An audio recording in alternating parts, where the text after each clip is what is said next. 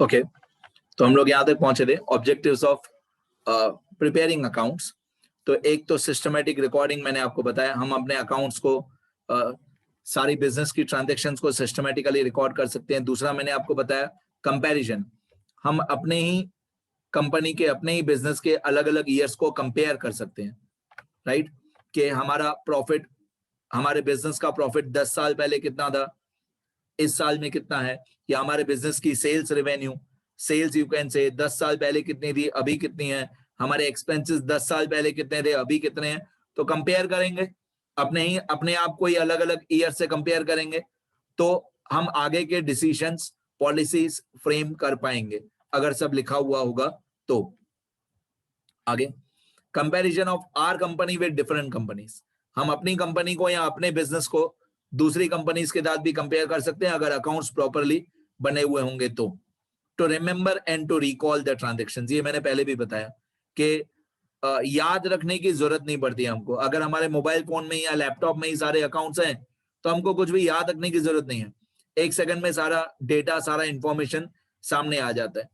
To know the correct profit, आप कितना भी ट्राई कर लो, अगर आपके अकाउंट्स लिखे हुए नहीं होंगे, कितना भी छोटा से छोटा बिजनेस हो या कितनी भी मल्टीनेशनल कंपनी हो, अगर अकाउंट्स लिखे हुए नहीं होंगे तो आप करेक्ट प्रॉफिट कभी नहीं निकाल पाओगे। करेक्ट प्रॉफिट आपको पता ही नहीं चलेगा, क्योंकि एक बिजनेस में रोज hundreds and thousands of transactions होती है। कितना भी छोटा से छोटा बिजनेस हो, रोज हंड्रेड्स ऑफ ट्रांजैक्शंस होती है।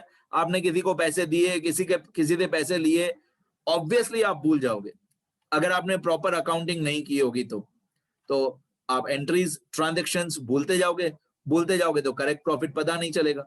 तो अकाउंट्स बनाना जरूरी है, नहीं तो आपको पता ही नहीं चलेगा कि प्रॉफिट हुआ कितना।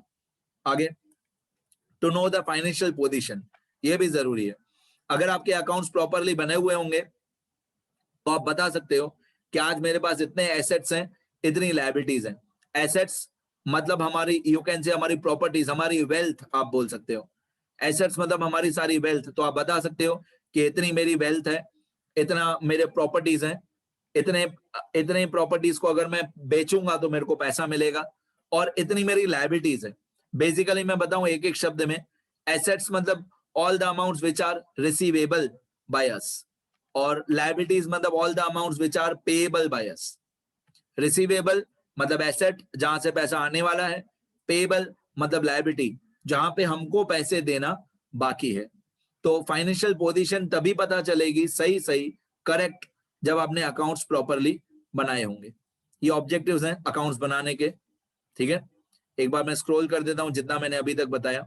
अकाउंटिंग की डेफिनेशन बताई, अकाउंटेंसी, और ये कुछ मैंने ऑब्जेक्टिव्स बताए। इतना आपको लिखना है बेटा, इतना आप लोगों को कंपलसरी लिखना है। अकाउंट्स की एक अलग नोटबुक बना के, ठीक है, ये सब लिखना है। फिर मैं धीरे धीरे नए टॉपिक्स बताते जाऊंगा। अकाउंटेंसी में बहुत सारे नए टर्मिनोलॉजी आएंगे। जब भी हम लाइफ में कोई नया सब्जेक्ट सीखते हैं, तो पहले उस सब्जेक्ट के टर्म सीखने पड़ते हैं। अब मैं अगर बोलूंगा capital, drawings, purchase, sale, debtors, creditors, expense, income, profit, loss, asset, liability, तो बैंक ओवरड्राफ्ट, अगर मैं ऐसे 8-10 नाम बोल दूंगा तो आपको लगेगा सर ये क्या बोल रहे हो। लेकिन जब मैं इन सारे टर्म्स की डिटेल में मीनिंग बताऊंगा, gross profit, gross loss, bad debts, bad debt recovery, machinery, depreciation, wages, salary, octroi, advertisement expense, इसमें तो थोड़े बहुत आपने कभी न कभी लाइफ में सुने होंगे, लेकिन यहाँ पे ये सारे टर्म्स बहुत डिटेल में आएंगे, ठीक है। तो पहले इतना लिखो, फिर हर एक टर्म को धीरे धीरे एक्सप्लेन करते हैं बेटा, सब समझते हैं अच्छी तरह। इतना लिखो पहले सब लोग।